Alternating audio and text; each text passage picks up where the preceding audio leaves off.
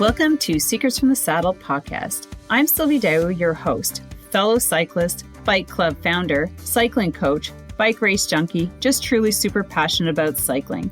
My journey with cycling started 20 years ago when I opened a spin studio, started a women's race team, and founded a women's only cycling club called Cycle Fit Chicks. I'm super thrilled to reveal all aspects that make the world of cycling operate.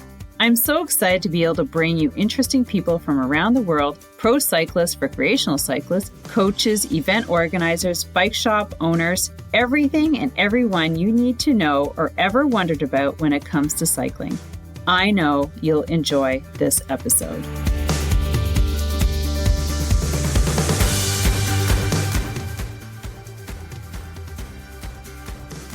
Hey, what's up, everyone? So before we get into this freaking amazing, visually stimulating episode with Karen, and go to YouTube and watch this one because we're in her rehabilitation center called Liquid Gym. It's so fascinating.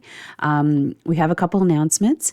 The first one is that we have dropped down to 2 episodes, and so it's going to be Monday and Friday. So make sure that you put on your notifications on so you don't miss one. Also, you can definitely follow on YouTube. We have a new dedicated YouTube channel. Google Secrets from the Saddle podcast, and you'll find us there. You can follow and subscribe there so you don't miss an episode as well. So depending on where you love to watch, listen, our podcasts, you have both.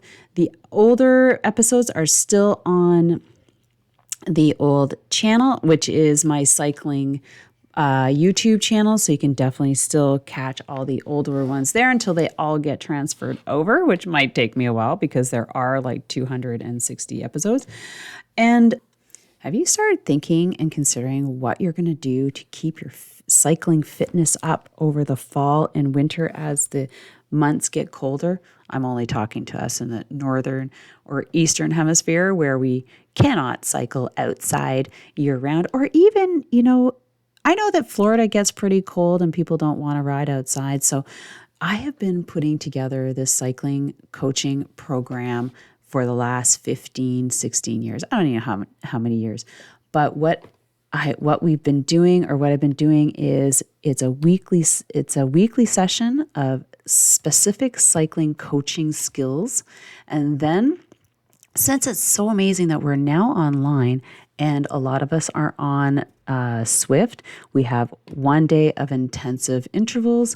Then we have the group rides on the weekends, and it's an amazing weekly program that will give you minimum 4 hours of training on the bike, depending if you have other sports that you love to participate in during the winter. And for us, a lot of people are downhill skiing and cross-country skiing, but you also need to keep up your cycling skills and your muscles. So stay tuned for that program. It is going to be a membership-based. It will be starting in October, November. So we're starting it early instead of December, running through to the beginning of April, where the cycling events start.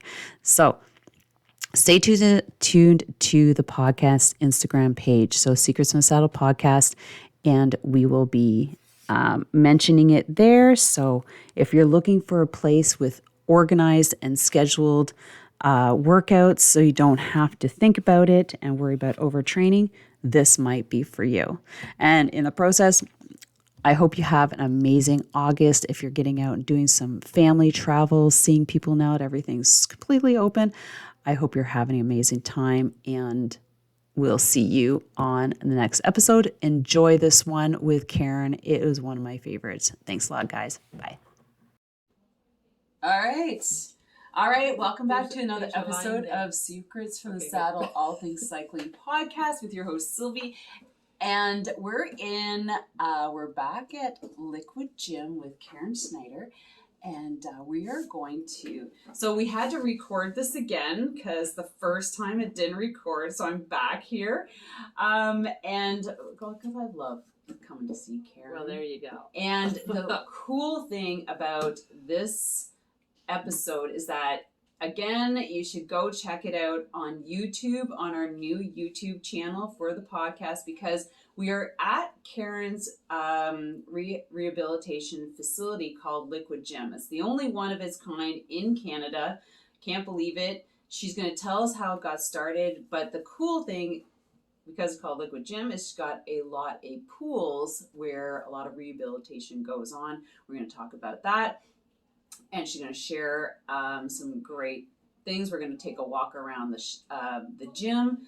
And then we're going to talk about the ALINKER, which is, I know you've listened to the episodes before, and she is the one who brought it to her facility and has been using it for rehabilitation with some of her clients. I'm so excited to have you here, Karen. Thank you. And come back and see you again. Yes. And so I love it that you started this, but tell us how it all came about, because we met through my spinning studio. Yeah. And then we did the summer ride for the guys, because I was training for an Ironman, so I thought I'd better get some training in. Yeah. So we did that. So yeah, it's quite a while ago. That's probably like 12 years. 12 years ago. Maybe 2009 is when I closed my studio. Yeah. So it's been a while. Yeah. But tell us how you got into this. Well, Liquid Gym started.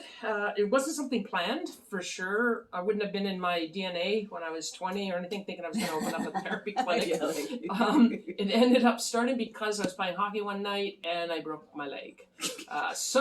Because of a broken leg, we looked at different options. At the time, I went for dryland therapy. I call it dryland now. It was physiotherapy. Mm-hmm. But it didn't go so well. It wasn't bad, but it just wasn't great. I expected to be out and about within 2 to 3 months, and it wasn't happening. So I ended up in the States. I need to go somewhere else. Yeah, I just thought this isn't working. Yeah. So I ended up actually taking myself to the Nepean Sportsplex, which is a city pool in Ottawa, getting into the water and doing something. I said, this is pretty cool. I'm advancing further here. And I was doing physiotherapy, traditional physiotherapy. So did they have you doing were you doing aquafit type stuff? No, I just took myself into the pool and went into the deep end, this was just after I got my the cast off, and I had the crutches and fell twice at Nepean Sportsplex with my crutches, but I thought it was worthwhile to go.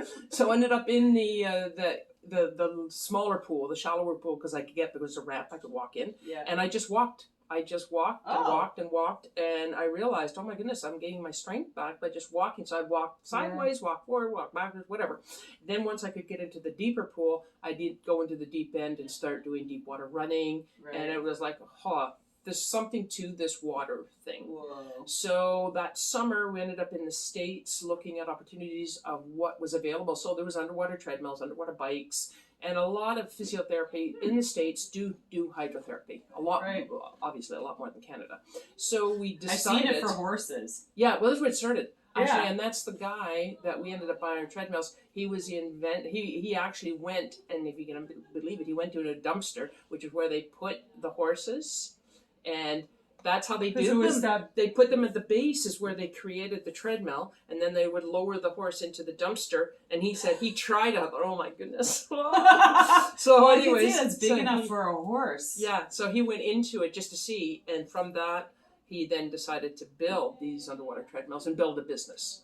Wow. Yeah, that's how it started. How long ago did he start that? I would probably say it was 25 years now that they've been around. So you decided back when you went to the States to bring them to... Yeah, everybody says, so it's a franchise, or where did you get the idea? I said, actually, there was no other concept. In fact, when I called the supplier of the treadmill, I said, can you give me names of 3 or 4 places where we'd be doing this, what we're planning on doing? And everybody was like, there's no one has ever done this. I said, seriously. So anyways, we ended up taking the treadmills, and we ended up buying 8 of these underwater treadmills, and we put them into our complex. So, 3 years of planning, writing a business plan, getting funds, getting investors, and then finding a facility that would actually lease to us. A big problem, no one wanted to lease to us, because I said to them, we're going to have pools and underwater treadmills, and they were like, are you insane? So you started from your house, you said. Yeah, I call it now the demo facility. We're allowed to say that, but the city didn't know. Yeah. Because I was running a business with a pool and that whole thing of being regulated, whatever. Yeah. So I had no concept that we couldn't do it. But so We did That's that good, for 8 months. Yeah. Because otherwise this wouldn't have happened. Yeah, exactly. Like, if it had gone you through say too I much. can't do it. Yeah. Well, yeah, right. I'm gonna do it. I'm gonna do it. So yeah, tested it in the house. Actually, we called it the pool room, which was a double car garage. We converted it into it was a cedar pool room. It looked when you walked in, you had no idea it was a garage. So we had that, tested it for 13 months. I said this is a concept that works, and then continued to write the business plan. Got some money and found this location.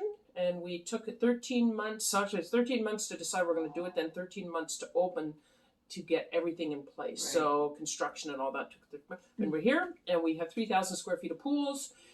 We also have, so our whole complex is 8,000 square feet. So it's quite large with a lot of unique land equipment at the same time. Because we took our whole premise of opening up a clinic was that we wanted to be innovative. We didn't want to just open up, well, I wouldn't have just opened up a clinic that didn't even have anything that was different. Right. It didn't make sense. Yeah. So that's why the pools. Is that what your background is? My background is phys ed rec degree.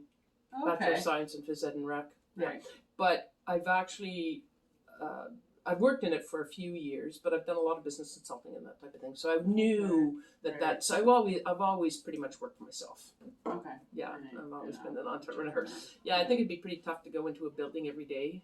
I know. Once an entrepreneur, I think. Yeah, no, that just exactly. I know. I'm probably gonna feel that after I start my job. But let's go and take a walk around the complex because it is so worth seeing all that they put together. And so it's been how many years now, Karen? It'll be 9 years November.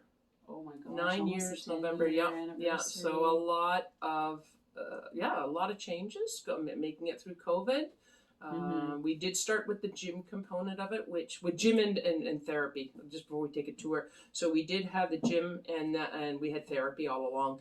With COVID, when COVID hit, we really had to evaluate whether we could continue with the gym. Now, we still have an aspect of the gym. You can still come in and train with a kinesiologist, athletic therapist, and go that route on a one-to-one, but we don't have it opened up in the back where you can go, because we'd have 6 treadmills and you can go and just, like you go to a squash court and you could just buy time on the treadmill. Right. That's what we ran. You buy a monthly membership. Right. It just, with COVID, we couldn't. We just couldn't because of the requirements, the space of that in the change rooms. I mean, we have relatively large change rooms, but as soon as you get 10, 12 people in there, it didn't make sense. And we really had to be careful of being cautious of people's concern with COVID. Yeah, because you have people who have...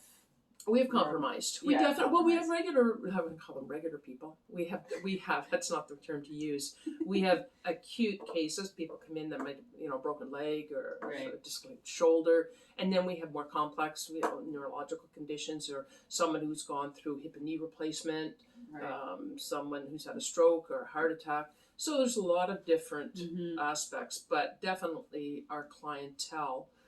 With any clinic, though, you want to be cautious with you have anybody in there. Of course. Yeah. So, let's... all right, let's go for a little tour. Right. We're going to turn this around. We're going to take you guys out the door. We're going to follow Karen. Okay. All right. So we've got some rooms here. So we have 5 therapy rooms that are fully enclosed. We have 2 areas of land. We refer to this as a therapy area. And we'll talk about this when we come back. Let's go straight to the pools. There's the liquid gym. Yeah, so more change rooms. These are more treatment rooms. You have change rooms. Your left and right. Okay. So back, I don't know how many years ago I came, Karen invited me, which when you just kind of opened. And you ended up on. She invited me and to come and check it out, and so got me on one of the bikes in the pool, and also I think I'd maybe try the treadmill, but it was really cool to feel the resistance and the amount of resistance. I know Aquafit is like challenging. Everybody like laughs at it, but I'm like, if you ever take an Aquafit class, it's hard. It is hard. It's not so hard to work out the water it is on land. Yeah. And that's why it works so well. It is harder, but because of buoyancy, it's like an oxymoron. It doesn't feel harder, but it is harder. Plus, you can also because you're lifted up and it doesn't have the restriction of movement, a lot of people do a lot more in the water than they can on that range of motion techniques. So we do have a number of individuals in the... So we might not be able to get a full view of all the bikes because there are some clients in there. So we'll see what you can show us. Maybe the middle one? Oh, here, we could just go right in the corner right there. Yeah. There's nobody. So here you can see there's the bike, and then there's a treadmill. Yes. And then she has 1, 2, 3, 4 pools. Yep. And so it's quite cool. You want to shift over maybe to the back one there? We can. I'll just keep it down. Yep. Okay. All right. I'll just follow. I'm going to follow Karen. Okay. So we're going straight to one of the back pools that's empty. So right here. There we go. So this is an endless pool. This is the endless pool. So this is for swimming. Yeah. So the one right beside us has one of the treadmills, and you can see she uses a lot of type of swimming items that would be. Yeah. See, there we go. So you won't see anybody there. Right. There we go. So this is one of their, they could do arm workouts. Yeah, right rings there, and, the rings. You got the bike bikes. again. And what's that platform for? Is that just to stand on? It could be explosive jumping. It could be, Okay. We're actually bringing in another platform. It's going to be higher. So there's one of the treadmills and the bikes. And there's also lifts to bring people in and out. So if you can see one right there. Right there, right there, right there. Yeah, to bring in and out. Yep. And then right there, this is one of the other pools. And one of the treadmills right there.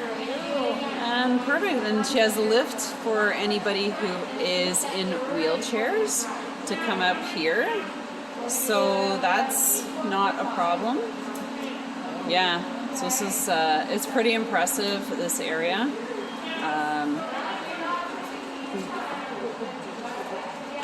Okay. All right.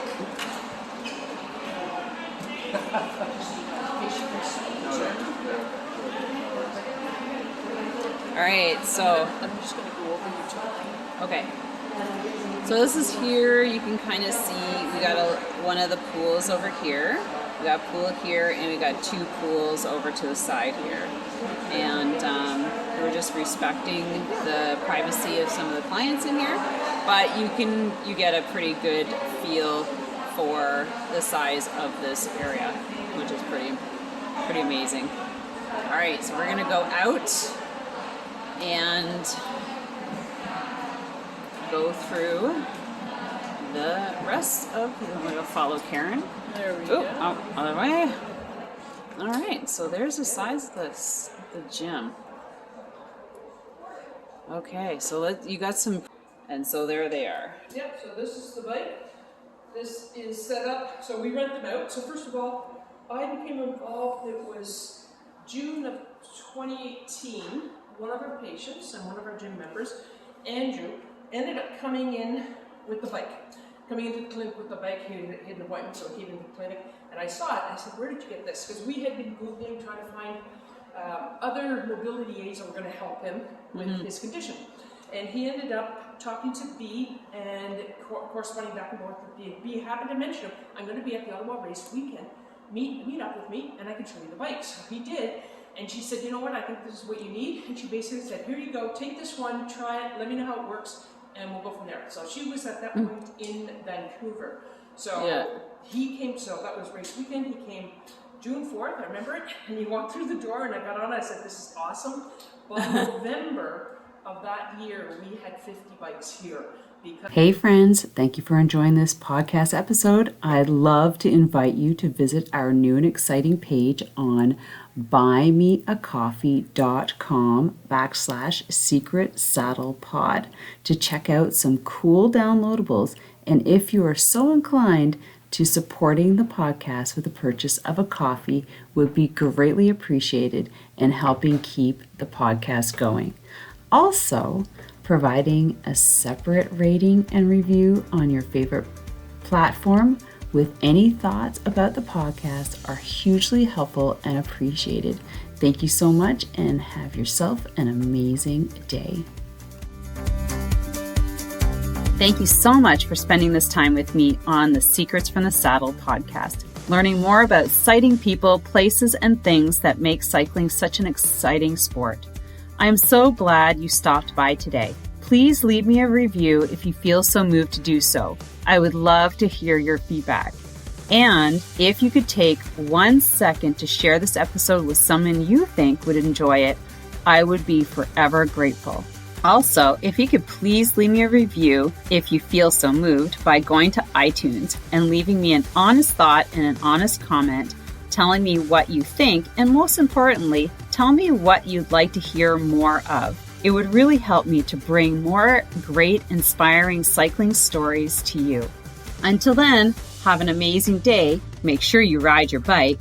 And don't forget to visit my YouTube channel if you'd like to see the full version of this podcast live.